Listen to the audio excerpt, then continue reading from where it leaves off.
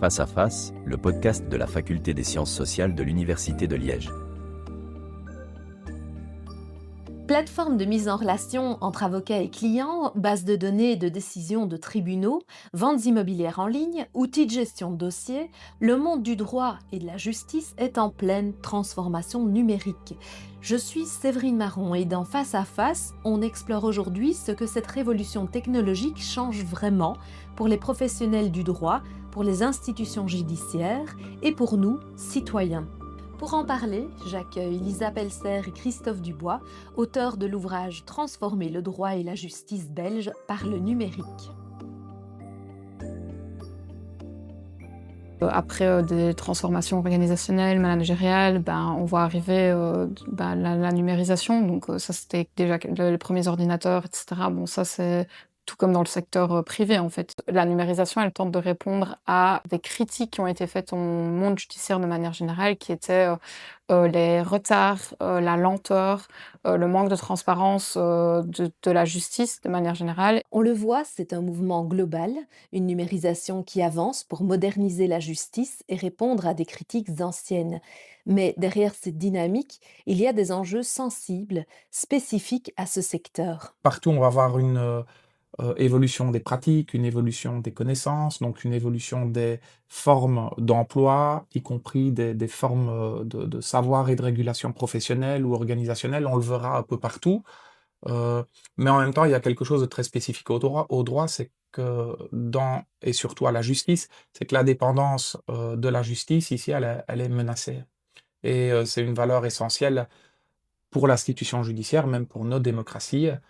Si la justice dépend un peu plus d'opérateurs privés, de logiciels qui peuvent tomber en panne ou dont les mises à jour plus ou moins régulières nécessitent de débloquer de nouveaux budgets et donc de nouvelles mesures, même de la part de l'exécutif ou du...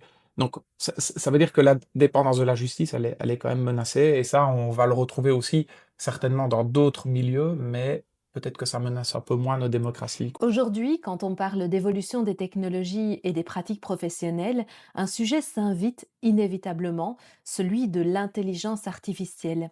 Est-ce que vous en avez observé l'usage ? Oui, alors l'IA dans le domaine judiciaire, pour le moment, moi j'ai l'impression qu'en Belgique, en tout cas, on n'y est pas encore totalement. En tout cas, on n'y est pas encore sérieusement, parce que ça demande une infrastructure de données qui n'est pas encore actuelle. Par contre, on peut observer déjà, du côté des avocats, des outils, des legal tech, qui ont développé des outils basés sur l'intelligence artificielle. Et il y a pas mal d'avocats, en fait, qui utilisent déjà des grands modèles de langage populaires ou des GPT, etc., pour traiter leurs données. Alors ça peut être des contrats, des documents juridiques dont ils disposent et dont ils vont essayer d'automatiser l'analyse, voire même la rédaction. Donc on voit la révolution de l'intelligence artificielle là à l'œuvre, mais du côté des institutions judiciaires, on la voit pas encore vraiment. Je pense que l'IA, ça va être comme le reste du numérique dans la justice, ça va arriver progressivement, heu, en fonction des tribunaux, donc ça va pas arriver partout en même temps, de la même façon, etc. Avant d'aller plus loin et de chercher à comprendre ce qu'on entend par digitalisation de la justice, revenons un peu sur vos parcours respectifs. Je m'appelle Lisa Pelser, je suis assistante à la Faculté des sciences sociales et je viens de terminer ma thèse de doctorat qui portait sur la transformation numérique dans les tribunaux en Belgique. Christophe Dubois, je suis sociologue et professeur ici à la Faculté des sciences sociales, et voilà, je mène des recherches aussi dans le domaine de la sociologie du droit, de la justice.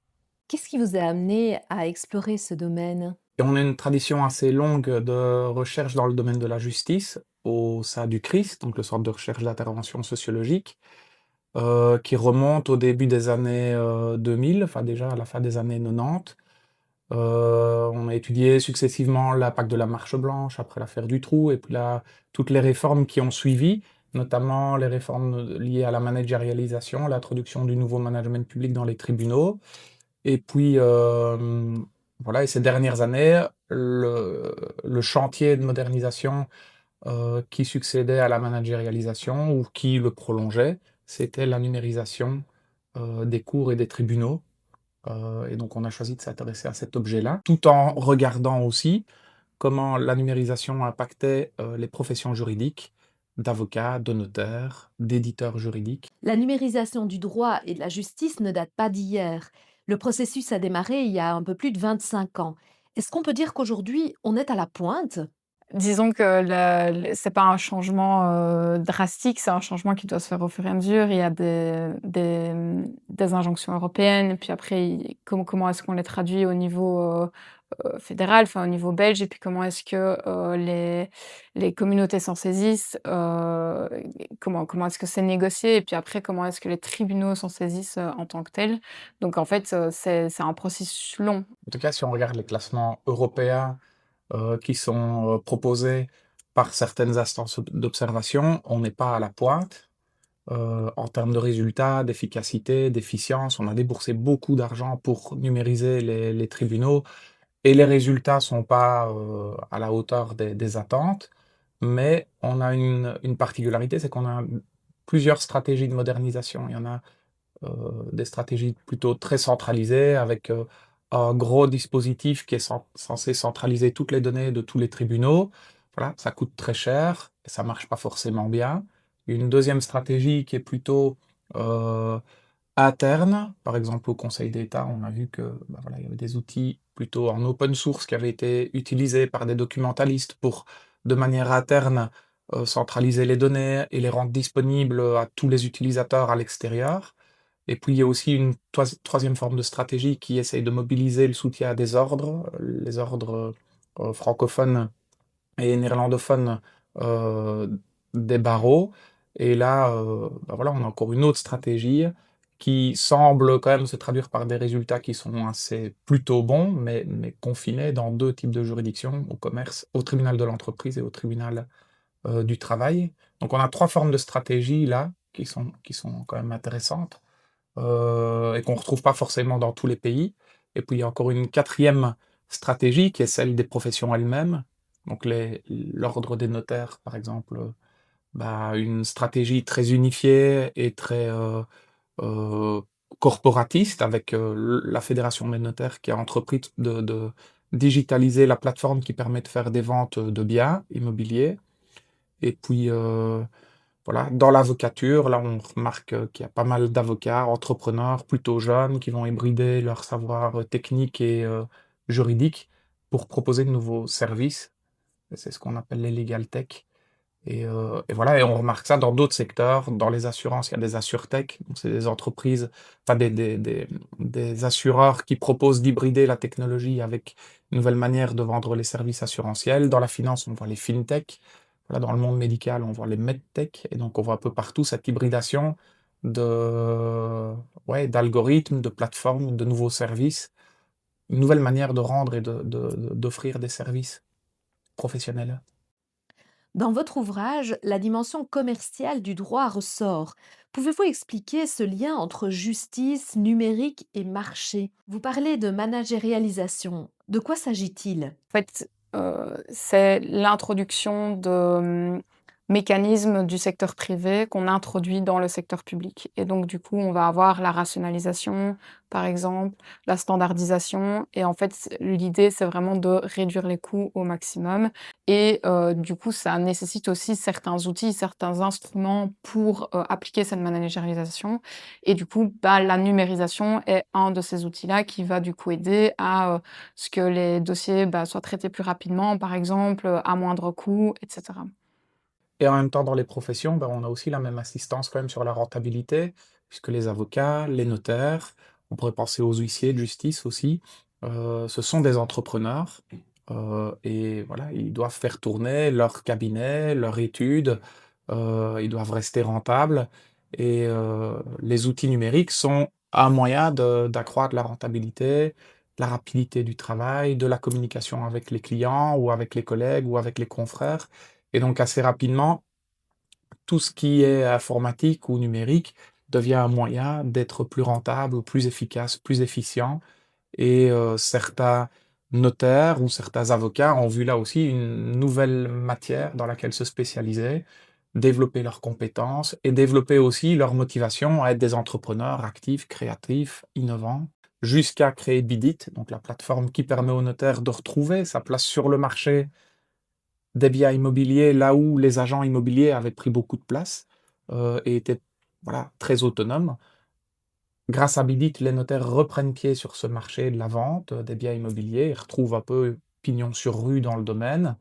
Plutôt que de subir la concurrence, ils redeviennent actifs et les avocats, de la même manière, sont autorisés progressivement parce qu'ils ont une déontologie, un code déontologique qui a évolué. Ils ne pouvaient pas faire de la publicité, mais aujourd'hui, avec le numérique, ils doivent être visibles en ligne et cette visibilité, petit à petit, elle se détache aussi de leur implantation territoriale. Là où avant, on avait envie d'aller consulter un avocat, parce qu'il n'était pas trop éloigné de chez nous, ça allait nous permettre de prendre rendez-vous, d'aller facilement le voir. Aujourd'hui, on peut contacter un avocat simplement parce qu'il est spécialisé dans la matière, où on se situe et on pourra avoir le rendez-vous en ligne. Donc la territorialisation, elle est un peu moins importante pour certains avocats et évidemment pour d'autres, ça reste toujours essentiel de se situer, près des clients. Vous avez rencontré une multitude d'acteurs, avocats, notaires, magistrats, greffiers, éditeurs juridiques. Qu'avez-vous appris? Comme sociologue, on n'est pas spécialiste a priori du droit, ni même du numérique. Donc, pour aller collecter des informations et pour en savoir plus, on est obligé d'aller rencontrer les personnes qui sont des professionnels du droit ou qui utilisent ces outils numériques. Et donc, petit à petit, oui, il y a plusieurs recherches qui ont essayé de comprendre un peu mieux comment les outils numériques euh, permettaient à des professionnels du droit, avocats, notaires, éditeurs juridiques, magistrats, greffiers, etc., et à des professionnels de la justice, dans 4 juridictions différentes, d'intégrer ces outils à leurs pratiques et à leurs organisations. Et en général, les études de cas, elles ne nous permettent pas de généraliser les constats que l'on a produits, mais ici, elles nous permettent de les comparer entre eux et de les assembler vers une thèse. Et la thèse, c'est quand même celle d'une transformation de la justice et des pratiques juridiques, mais pas forcément dans le sens escompté. En effet, on comprend que le succès de l'intégration des nouveaux outils est parfois mitigé. Vous évoquez des problèmes, des questions auxquelles on ne s'attend pas toujours, comme la maintenance, les coûts cachés, et puis aussi la dépendance à des sociétés privées. Vous avez étudié le cas de Rexel. De quoi s'agit-il? Les Rexel, c'est un outil de gestion de dossier, dans le cadre des faillites et de l'insolvabilité qui va permettre, en fait, à toutes les parties prenantes d'un dossier, d'insolvabilité, donc ça va du justiciable à l'avocat, au magistrat, au greffier, de pouvoir consulter ce dossier, tout au long du cours de la vie du dossier, en fait.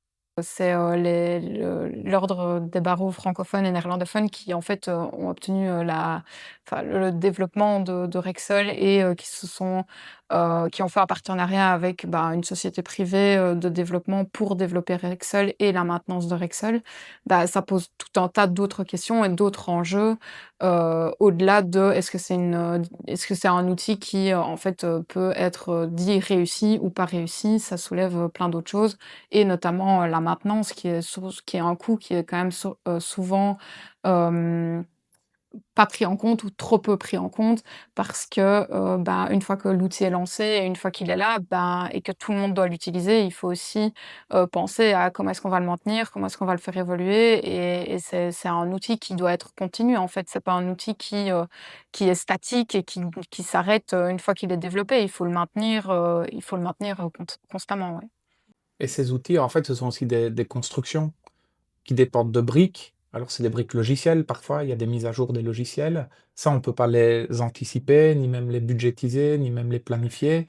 Et donc, il faut constamment garder l'infrastructure à jour. Euh, Quand il y a un problème, on doit faire appel à des consultants. Enfin, voilà. Donc, il y a toute une succession de coûts financiers. Pour une réforme qui vise à économiser, on n'a pas de calcul coût-bénéfice clair qui permette vraiment de s'assurer que c'était plus cher avant. On ne le sait pas. Et puis, surtout, il y a toute une série de coûts cachés et régulièrement réactivés, en fait, par les pannes, par les mises à jour. par l'évolution des données, de leur traitement et des projets qui succèdent, quoi. Une fois qu'on rentre dans la numérisation, ben, on ouvre une voie et cette voie, elle va être longue et pleine de rebondissements, de coups plus ou moins visibles. Et d'un point de vue des acteurs, est-ce que c'était mieux avant? Alors là, ça va vraiment être dépendant de la personne à qui on pose cette question. Donc, il y en a qui ne jurent que par, les nouveaux outils numériques et puis il y en a qui sont plus réticents. Je pense que ça dépend de l'outil et de la profession aussi et puis après aussi de la personne au sein de cette profession. Donc, je disais par exemple avec Rexel tout à l'heure, bah, en fait, c'est un succès auprès des avocats. Ça l'est quand même moins au niveau des greffiers parce que c'est sur eux que retombe, on parlait de coûts, bah, de coûts plus, de gestion de dossier et cetera et puis après, bah, si on va, du côté des magistrats, bah, c'est plus mitigé. Il y en a qui disent: «Oui, c'est pas mal, mais il nous faudrait ça en plus» ou «Bah, on préférait que ce soit développé en interne». Enfin voilà, il y a tout un tas d'enjeux. Votre ouvrage peut intéresser le grand public, mais aussi et surtout les professionnels du droit et de la justice. Qu'est-ce qu'ils peuvent y trouver? Il faut savoir que les pratiques d'un tribunal à l'autre, d'une juridiction à l'autre, elles sont, très différentes et souvent les praticiens des tribunaux n'ont pas connaissance, ne savent pas comment ça fonctionne en fait dans les autres, tribunaux et du coup un retour qu'on a beaucoup c'est: «Ah ben moi j'ai envie de savoir comment ça se passe, au tribunal du travail, j'ai envie de savoir, comment ça se passe au Conseil d'État», mais aussi, d'un tribunal à un autre, donc un tribunal, de l'entreprise à Bruxelles ne fonctionne pas spécialement comme le tribunal de l'entreprise, à Liège et du coup, ici ça leur permet en fait d'avoir une vue plus globale d'un peu, comment sont les pratiques, qu'est-ce que pensent les autres, de tout ça. Peut-être qu'une deuxième chose, ça pourrait être la vision panoramique, qui est pas exhaustive, mais probablement pour un acteur du monde judiciaire ou du droit, bah, ça peut être intéressant d'aller voir comment ça se passe ailleurs, chez des confrères ou chez des cousins, enfin des professions voisines. Euh, Peut-être une troisième chose, c'est des questions, parce que comme sociologue, on apporte plutôt des questions que des réponses ou des suggestions. Merci Lisa Pelster et Christophe Dubois pour cet échange. Rappelons que votre ouvrage est disponible aux éditions des Presses universitaires de Liège et merci à vous de nous avoir écoutés. À très bientôt dans Face à Face.